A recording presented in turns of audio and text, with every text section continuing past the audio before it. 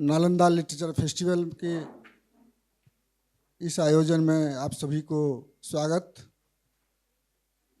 मैं आभार प्रकट करता हूं आदरणीय गंगा कुमार सर का, जिन्होंने इतना बड़ा आयोजन किया और नालंदा क्षेत्र राजगीर में चुना। इससे पांडुलिपि पर चर्चा हम लोगों को करना है, मैन्युस्क्रिप्ट ट्रेडिशंस पर।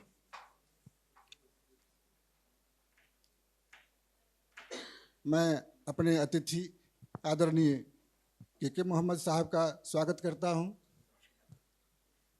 आदरणीय पवन कुमार वर्मा सर का स्वागत करता हूं। आते ही के मोहम्मद साहब ने कहा है कि मैं तो पुरातत्व का विद्यार्थी हूं, मुझे पांडुलिपि में बुलाया गया है। सर, ये हमारी जो पांडुलिपियां हैं वो एंटिक्विटी हैं। नालंदा जो महाविहार थी, नालंदा, उदंतपुरी और विक्रमशिला, यहाँ के जो विद्वान लोग हुआ करते थे, वो जितने भी ग्रंथ ले गए थे तिब्बत बौद्ध धर्म के प्रचार प्रसार करने के लिए, वो तिब्बत में सुरक्षित रखी हुई थी। हमारे यहाँ जैसा कि हम लोग सुनते हैं कि नालंदा को जला दिया गया, लेकिन जलने से पहले जो तिब्बत चली गई जो ग्रंथ हैं, उन ग्रंथों को देखना, उनको सुरक्षित रखना, उनको पढ़ना आवश्यक है। हमारी पांडुलिपियां ज्ञान की भंडार है। बिहार में पुरातात्विक दृष्टि से अगर हम समृद्ध हैं तो पांडुलिपियों की दृष्टि से सबसे समृद्ध हैं। महापंडित राहुल संकृत्यायन ने 4 बार तिब्बत की यात्रा की, 1929 ईस्वी से 1938 ईस्वी तक, और 10,000 ग्रंथ वहां से उठाकर लाए। नालंदा की एक भी ग्रंथ हमारे देश में नहीं थी और तिब्बत से उठा के वो लाए थे।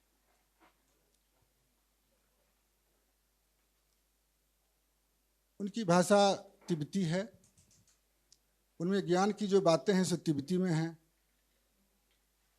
अगर हम जानना चाहते हैं कि उस समय की क्या परिस्थिति थी, तो जब तक हम तिब्बती नहीं सीखेंगे, तिब्बती पढ़ेंगे नहीं, जानेंगे नहीं, तब तक हम बात नहीं कर सकते। भारत चीन संबंध क्या था, भारत तिब्बत संबंध क्या था उस समय में, अर्ली मिडेवल पीरियड में, ये सब बातें तभी हम जान सकते हैं जब उन पांडुलिपियों को हम संरक्षित करेंगे, उन पांडुलिपियों को हम अध्ययन कर सकेंगे और उनका ट्रांसलेशन हो सकेगा। जब मैं उसे बचाने की कोशिश कर रहा था तो 1998 ईस्वी की बात है, माननीय मुख्यमंत्री जी उसमें सांसद थे। मैंने कहा था कि सर इसे कैसे बचाया जा सकता है, इसमें तो ताला बंद है पांडुलिपियों में। तो उन्होंने कहा था कानून खोज के लाइए कि कैसे इसको हम बचा सकते हैं, तब मैं पार्लियामेंट में उठाऊंगा और सरकार को मजबूर करूंगा। उस समय मैं पुरातत्वविदों से बात किया और 1972 का जो एंटिक्विटी ट्रेजर्स एक्ट है, उसमें मुझे डॉक्टर प्रकाश चंद्र प्रसाद जो हमारे पुरातत्व के डायरेक्टर थे, उन्होंने बताया कि देखो ये पांडुलिपियां हैं, एंटिक्विटी है, इसकी रक्षा करना भी सरकार का दायित्व है।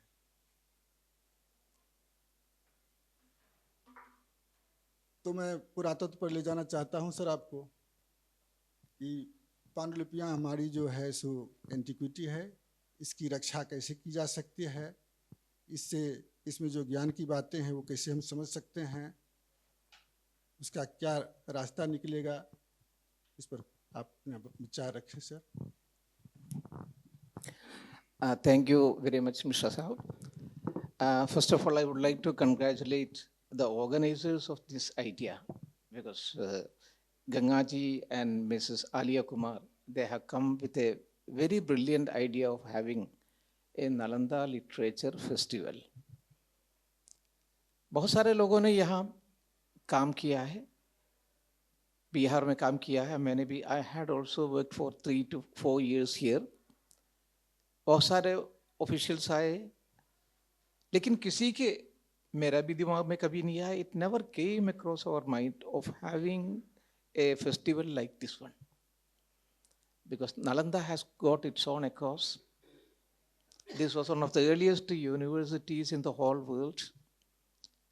अक्सर Brigham University, which is known as 10th century में, and in 11th century we had Sorbonne University or Paris University. Then in 12th century we have Oxford and Cambridge universities. And 700 years before that, we had a developed university like Nalanda University. And Bihar was the nerve center of the intellectual impulses that had swept through the country. Yahan aapko jo nahi, you have got Nalanda. And then we have Udantapuri University, bas 11 kilometer dur hai. Udantapuri University, that has not been excavated. I had explored the area, wahan uske jo na collectorate ke niche ab bhi we have got the remains. Then we had a Tilada University, which is also not very, it is 20 kilometers, something from here. And then we have Vikramshila University. 4 important universities once we had this one. And यहाँ का जितने भी manuscripts है, we had 3, in Nalanda itself we had 3 important libraries. Ratnaganja, Ratnodadi, Ratnasagara. And all of them have been burnt to ashes. When Bakhtiyar Khilji came, he burned everything into ashes. But before that, a number of, because it was the center of copying manuscripts, and it was taken, a lot of manuscripts were taken to Tibet and to some other parts of the Southeast Asian countries like Burma, Sri Lanka, and also this one, Thailand, it was taken to those places. And Huang Sam himself had taken 756 manuscripts from here. And there was a special library also there. It was partly kept in White Horse Monastery and partly in Wild Goose Pagoda, and also the smaller Wild Goose Pagoda also. And there were, under Huang Sang, there were near about 50 scholars, not only from here, but also from Central Asia also. And the practice of that, this one copying was going on there. And we did not know that Buddha was an Indian. Up to 1840, we did not know that Buddha was an Indian. Up to 1837, we did not know that Ashoka was an Indian. It was only after reading the Gujarat inscriptions and also Bairat inscription that we came to know that Buddha was an Indian and Ashoka was also an Indian. And in 1811, this one, Nalanda remains here for the first time reported by Hamilton Buchanan. But he did not know it was Nalanda University, the great university. Because he asked somebody, what is this? So people said might have been the palace of Bimbisara. Then in 1837, another person came. He also saw and he reported it, but he also did not know. It was only in 1861, that is after 50 years, for the first time, Alexander Cunningham got 2 inscriptions from Kapadia village. And there was the mention of this one, Nalanda University, and the seal of the Nalanda University also. Sri Nalandaya Mahavihara Arya Bhikshu Sanghasya. It was only after that we came to know that this is the great Nalanda University. So we had such a rich tradition, and many of the manuscripts were taken from here. And it was only after this one, Fahian and Huangsang were translated first into French and then into English, that we came to know that. Along with that, this one, the discovery also, we came to know that Nalanda was a great university, and the remains are here. And from in 1887 onwards, it was gradually excavated by Archaeological Survey of India, and we have one of the most fabulous universities. Even now, only 70% of Nalanda is excavated. The 30% of Nalanda is still buried. While I was posted here, I had made a small effort also to get the other area also to acquire. So we have a rich tradition. यहाँ बहुत सारी चीज़ें ऐसी है, अब भी ज़मीन के अंदर पड़े हुए हैं, उसको एक्सकेवेट करके निकालना है। मैं 25 साल पहले मैंने एक Buddhist stupa, relic Buddhist stupa, जो राजगीर का जो स्तूप है वो एक्सकेवेट किया। लेकिन अगर मैंने उस टाइम में वो एक्सकेवेट नहीं किया होता, the entire thing would have been levelled up by the railway track. Railway वाले मेरे पास आए परमिशन मांगने के लिए, वहाँ रेलवे को ट्रैक लगाना है एंड कनेक्टिंग नालंदा एंड बोध गया। तो मैंने कहा it is a very rich area, archaeologically it is a very rich area, मैं आपको परमिशन नहीं दे सकते हैं, you have to divert the route. तो उन लोगों ने कहा डाइवर्ट करेंगे तो खैर तो कॉस्ट एस्केलेशन हो जाएगा। Then I had to, for the excavation I had to seek a permission from the Archaeological Survey of India. लेकिन मैंने उस रूल्स को माना नहीं, I just went and excavated. I got an Ashokan stupa and that was an Ajatashatru stupa and it was most important the relic stupa of Lord Buddha. तो उसी तरीके से कभी हम लोगों को काम करना पड़ेगा। ये सारी चीज़ें बचाने के लिए वही एक रास्ता है। अगर सिर्फ गवर्नमेंट की राह देखते रहेंगे बहुत कुछ नहीं होगा। Even now also things are in a very bad shape. So we'll have to work efficiently for that one. You have to have visionary ministers. You have to have dynamic officers also. Then only things will work. Sir, ये नालंदा की जो धरोहर है वो पांडुलिपियां हैं, वो 20वीं शताब्दी में सबसे बड़ी उपलब्धि मानी गई थी। तो वो पुरावशेष तो हैं ही, उसकी रक्षा करने के लिए सबसे पहले तिब्बती का अध्ययन करना पड़ेगा। और एक ये अंतर्राष्ट्रीय महत्व की जो हमारी विरासत है, एक दूसरी है जो हमारे मिथिला क्षेत्र में, मिथिला क्षेत्र में 700 वर्ष पहले वंशावली बनी थी, मैरिज रजिस्ट्रेशन लगता है सबसे पहला हुआ था। उसको अगर हम लोग पढ़ते हैं उसमें पुरातात्विक सामग्रियां मुझे मिलती हैं। किसी भी गांव में अगर मूर्तियां मिलती हैं और उस वंशावली को जो मैं पढ़ता हूं तो 1300 ईस्वी या 1400 ईस्वी के आसपास जो भी बस्तियां थी उन बस्तियों का उल्लेख मिलता है। तो इससे लगता है कि वहाँ पर कोई बस्ती बसी होगी, किस तरह के लोग वहाँ रहे होंगे, ये मूर्तियाँ देख के हम लोग पकड़ते हैं। तो पुरातत्व से तो हम लोग उसको जोड़ रहे हैं पंजी को, लेकिन उसके साथ भी यही समस्या है कि लोग पढ़ नहीं पा रहे हैं, क्योंकि वो उसमें 2 लिपियाँ हैं, एक तिरहुता लिपि है और एक कैथी लिपि है। कैथी लिपि लोग नहीं जानते हैं, तिरहुता लिपि भी बहुत कम लोग जानते हैं। हम लोग कैथी के लिए भी प्रयास किए हैं, करीब हजारों लोगों को कैथी का ट्रेनिंग दिया है हम लोगों ने। मुझे ये भी पता है कि मॉरिशस में भी कैथी के बहुत डॉक्यूमेंट हैं, वहाँ भी पढ़ने वाले का अभाव होगा। हम लोग ये भी चाहते हैं कि वहाँ के भी डॉक्यूमेंट पर हम लोग काम करें।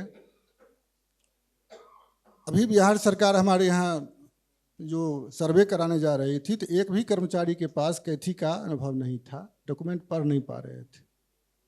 तो इस स्थिति में हम लोगों ने कोशिश किया है और हजारों लोगों को ट्रेनिंग दिया है, इधर नवादा में भी और नालंदा में भी करने जा रहे हैं हम लोग जनवरी में। पटना में, दरभंगा में, भागलपुर, बेगूसराय, बक्सर सब जगह कैथी का ट्रेनिंग करवाया है। तो इसी तरह से तिब्बती लिपि को ट्रेनिंग कराने की आवश्यकता होगी, उसके बाद ही हम उसको, वो जो ग्रंथ हैं उसको हम लोग पढ़ सकेंगे और उसमें ज्ञान की बातें बाहर आ सकती है। हमारे बिहार में कुछ संस्थाएं हैं जो सरकारी हैं, वहाँ की जो पांडुलिपियाँ हैं उनको रक्षा करने के लिए भी बहुत आवश्यकता है। मैं उदाहरण के तौर पर बताता हूँ, कामेश्वर सिंह दरभंगा संस्कृत विश्वविद्यालय में 5,500 ग्रंथ हैं, उसमें विद्यापति के हस्तलेख भी थे, दुर्भाग्यवश उसकी चोरी चली गई। मिथिला शोध संस्थान है, उसमें 12,500 ग्रंथ हैं दरभंगा में।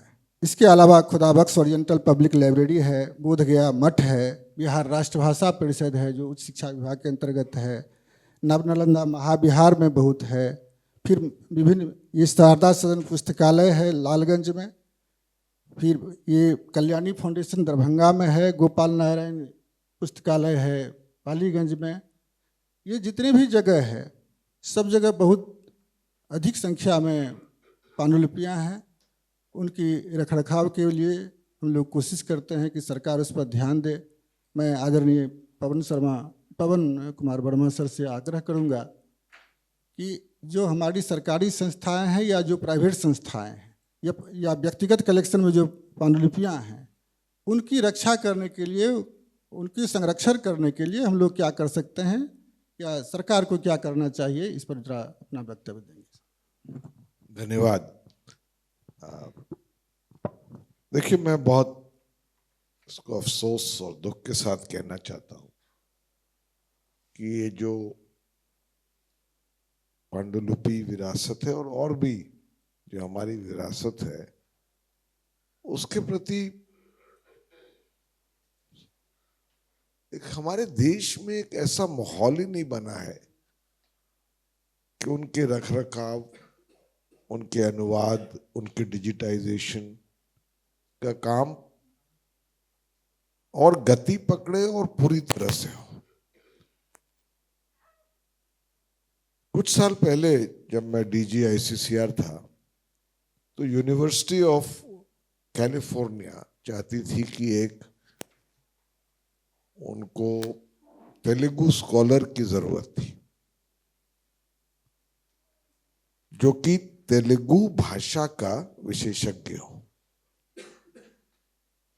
और उनके पास कुछ मैन्युस्क्रिप्ट्स थी जिसका वो अध्ययन कर सके। और दुखद बात यह है कि जिस तरह की उनकी रिक्वायरमेंट थी उस तरह का कोई तेलुगु में क्वालिफाइड स्कॉलर मिला ही नहीं। तो जो जमीन के नीचे है ना शिवाजी, वो तो है, जो जमीन के ऊपर है उनके लिए क्या कर रहे हैं? हर साल मिनिस्ट्री ऑफ कल्चर का बजट कटता चला जा रहा है। अगर मैं कुछ गलत कह रहा हूं तो मैं आप इस करेक्शन के लिए तैयार हूं, क्योंकि बजट के आवंटन में अगर एक मंत्रालय है जिसमें काट भी दो तो कोई फर्क नहीं पड़ता है, वो है संस्कृति का। और उससे भी ज्यादा दुखद बात यह है कि हर साल फाइनेंशियल ईयर के अंत में ministry of culture has not spent it's budget fully. बहुत अभी हाल तक तो नेशनल आर्काइव्स की यह हालत थी। देखिए, मैं आपको इसलिए मिसाल दे रहा हूं, कोई मैं आलोचना नहीं कर रहा हूं, मैं चाहता हूं कि एक बार फिर से वो जागृति होगी। वो आलोचना करने के पहले मैं ज्यादातर कहता हूं कि आलोचना नहीं करना चाहिए। तो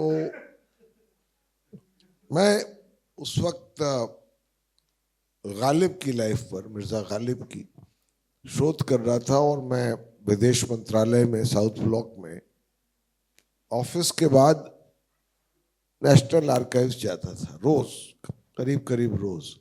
और मुझे ये यकीन था कि गालिब की ब्रिटिश सरकार के से उनके जो ऑफिशियल्स थे उनके साथ कुछ लिखा पड़ी थी अपने पेंशन के केस के मामले में।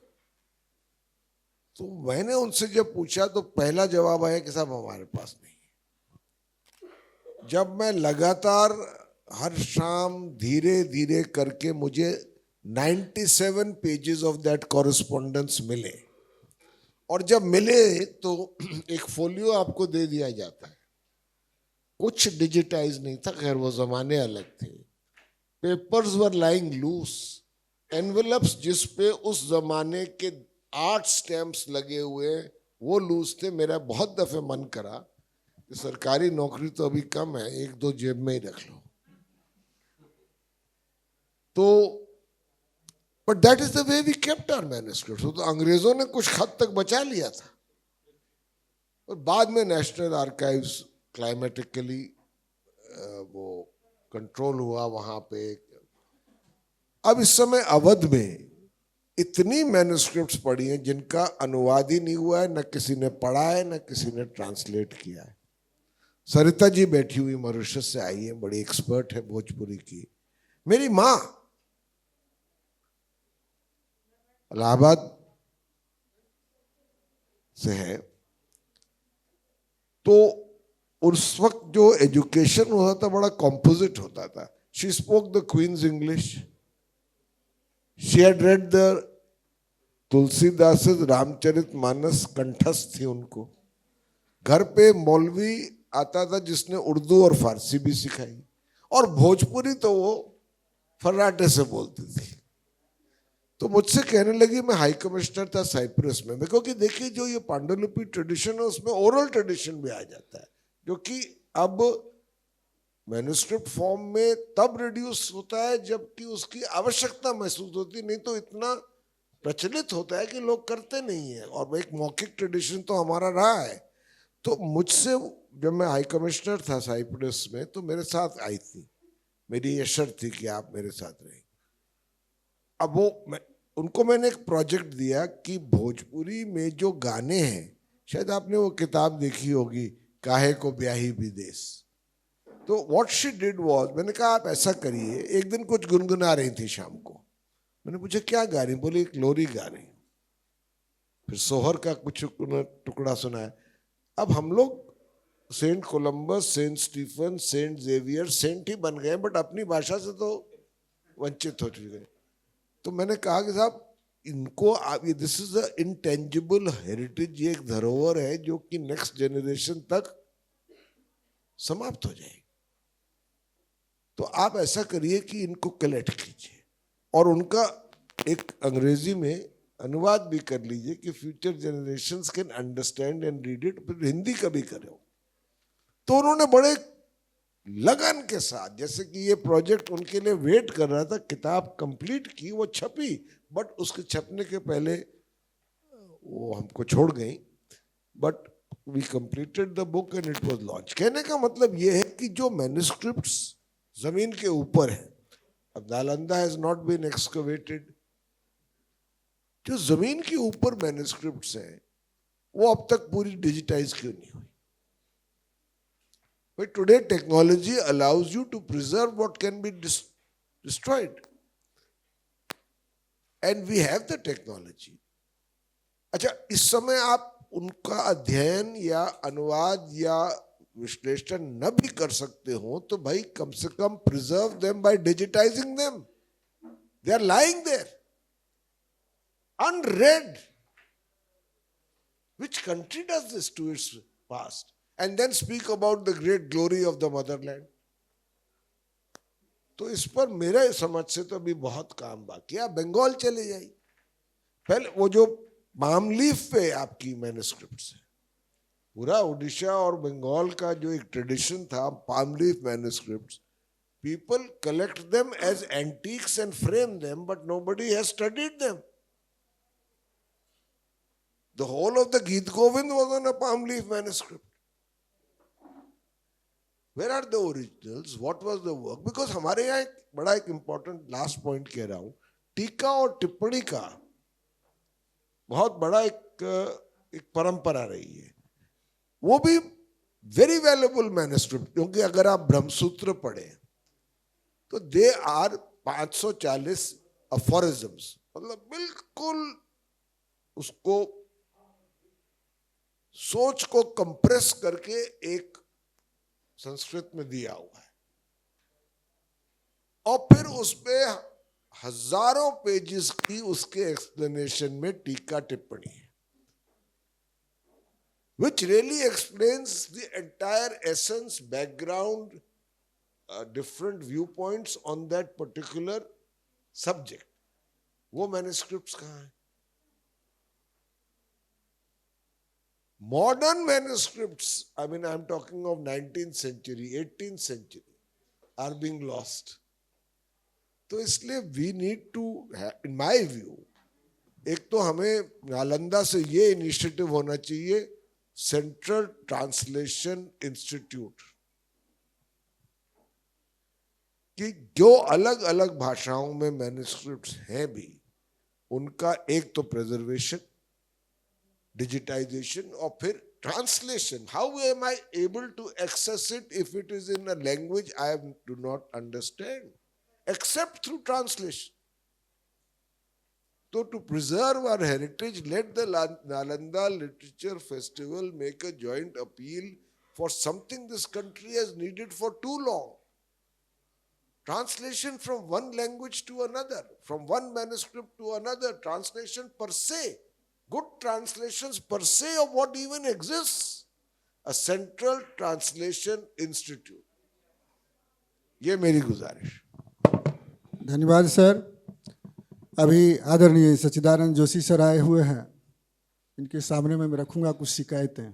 अब सर बोले हैं कि आलोचना करना जरूरी होता है। भारत सरकार द्वारा पांडुलिपियों के संरक्षण के लिए राष्ट्रीय पांडुलिपि मिशन की स्थापना की गई। बिहार में इनके बहुत टीम घूमे, कितने पन्ने संरक्षण किए हैं ये मुझे पता नहीं है, लेकिन पन्नों की गिनती जरूर की गई है। आर्काइव्स के डायरेक्टर कल बोल रहे थे कि कई बार रिपीटिशन हुआ है, एक ही टीम एक ही जगह जाके पन्ना गिन के इनको रिपोर्ट करके अपना बिल बनाते हैं। कंजर्वेशन की जो बात है, पहले हम लोग उसका एक्सप्लोरेशन करेंगे। एक्सप्लोरेशन करने के लिए जो देखने जाएंगे वो काम का है कि नहीं पांडुलिपि, उसके लिए स्क्रिप्ट चाहिए। इनके टीम में न कैथी जानता है न तिरहुता जानता है, केवल देवनागरी जानने वाले लोग हैं। तो देवनागरी की ज़्यादा पुरानी हमारे बिहार में पांडुलिपियाँ नहीं मिलती हैं। तो उसके लिए तो ये चाहिए कि पहले जो स्क्रिप्ट जानते हैं वैसे लोगों को टीम बनना चाहिए था, वो तिब्बती के जानकार हों। सबसे महत्वपूर्ण बात है कि जो राहुल संकृत्यायन की जो पांडुलिपियाँ हैं उनकी जो बात मैं अभी चर्चा किया हूँ सर, मुझे IGNCA में कहा गया कि इसका तो डॉक्यूमेंटेशन ये लिस्ट दे के लोग भेज दिए हैं, जबकि मैं 32 साल तक रहा हूँ, कोई उसमें नहीं आया था देखने के लिए, नहीं सर्वे करने के लिए, लेकिन पूरा रिपोर्ट सौंप दिया वहाँ नेशनल मैन्युस्क्रिप्ट मिशन में। तो इस तरह की बातें होती है तो उसका रिजल्ट कुछ नहीं हो रहा है, क्योंकि अगर हम जाते हैं एक्सप्लोरेशन में पहले लैंग्वेज जानना जरूरी होता है, और उसके बाद जो डिजिटाइजेशन की इनके जो नेशनल मैन्युस्क्रिप्ट मिशन वाले कुछ टीम है, ठेकेदार हैं जो डिजिटाइजेशन करते हैं, वो डिजिटाइजेशन का उनको अनुभव नहीं है, उनका मशीन नहीं ठीक है। इतना खराब ढंग से डिजिटाइजेशन कर रहा है कि जो हमारा जो ओरिजिनल मैन्युस्क्रिप्ट है बहुत पुरानी है, जर्जर है, उसको भी बर्बाद कर रहा है। ये सब समस्या आ रही है डिजिटाइजेशन में। हाँ, एक बहुत बढ़िया बात हुई है कि पटना म्यूजियम के साथ IGNCA का एग्रीमेंट हुआ है, जो कंजर्वेशन की बात चल रही है अभी, ये बहुत अच्छा है। हमारे बिहार में मैन्युस्क्रिप्ट कंजर्वेशन के लिए एक भी सेंटर नहीं था। हम लोग चाह रहे थे इंटैक्ट से दरभंगा में एक खुलवाने के लिए, लेकिन वो नहीं हो सका दरभंगा में। सर संवाद हो तो अच्छा है। हाँ, अब मैं यही पूछना चाहता हूँ कि ये सर, मैं ये के मोहम्मद साहब सर से कहूँगा कि ये पांडुलिपियों के जो समाप्त हो गया जी, एक कमेंट लेकर सर, के हम लोग सर से मैं कमेंट चाहता हूँ। आदरणीय सर का सेशन है उसमें आप अच्छा का सेशन है उसमें आप सवाल जवाब कर सकते हैं। अच्छा, ठीक उसके बाद ठीक ठीक सेशन है। ठीक है। तो सर ये हमारी जो परंपरा है पांडुलिपि की, उसके संरक्षण के लिए सर और कुछ सुझाव आप देना चाहेंगे? दे सकते। नहीं, वो यही एक सुझाव है कि कुछ जो एपिग्राफी सेक्शन है सेंट्रल गवर्नमेंट में भी और स्टेट गवर्नमेंट में भी, और उसी तरीके से आर्किवल सेक्शन है स्टेट गवर्नमेंट, सेंट्रल गवर्नमेंट में भी, स्टेट गवर्नमेंट में भी। कई जगह पे बहुत वीक है, कई जगह पे आर्कियोलॉजी भी वीक है, लेकिन इसमें एपिग्राफी में ख़ासतौर एपिग्राफी एंड आर्किवल में तो बहुत वीक है। तो हम लोगों को तो ये है कि सर जैसे लोगों से कह के, क्योंकि जब तक इन सब चीज़ों के लिए पैसा नहीं मिलेगा और विभाग को जो ना अच्छे मिनिस्टर्स नहीं मिलेंगे, अच्छे ऑफिसर्स नहीं मिलेंगे, हम कितने भी रोए कुछ इम्प्रूवमेंट होने वाला नहीं है। तो बस वही है, we will have to take it up with the administration, with the government of India and also with the government of different states also, क्योंकि इसमें भी जो ना हालत बहुत ख़राब है। तो ये हम लोग जो ना रोज़मर्रे के दिन में हम लोग जो देख रहे हैं क्या हालत है। So we will have to improve the condition, that is the only way. बहुत बहुत धन्यवाद सर। और सर आपका अगर वर्मा सर का कोई सुझाव हो। एक कॉन्क्रीट सुझाव देता हूँ। देखिए, जब तक मैन्युस्क्रिप्ट्स की डोमेन नॉलेज ना हो, डिपार्टमेंट में सरकारी नौकरी की तरह से ना देखा जाए, domain knowledge, knowledge of the language in which the manuscript is likely, उसकी नॉलेज, फिर उसके प्रिजर्वेशन पे on a mission mode digitization अध्ययन होता रहेगा। First preserve, study, collate, translate, इसके कई स्टेप्स हैं, वो तो सारे नेशनल मैन्युस्क्रिप्ट मिशन में दिए हुए हैं। और एक चीज हम लोग को प्रण करनी चाहिए या इसके लिए आवेदन करना चाहिए कि मिनिस्टर ऑफ कल्चर बनाए। ये पता नहीं कब से ये परंपरा चली आ रही है, minister of culture and tourism एक होता है, ना वो कल्चर करता है ना वो टूरिज्म करता है, तो इसको रोकना चाहिए। बहुत बहुत धन्यवाद सर। सरकारी संस्थाओं में तो सरकार से हम लोग उम्मीद करते हैं, लेकिन प्राइवेट जो लोग हैं उनके पास भी बहुत पांडुलिपियां हैं, उनको भी जागरूक करने की आवश्यकता है। आप सभी लोगों का सुझाव हम लोग अनुपालन करेंगे। बहुत बहुत धन्यवाद सर, वेरी वार्म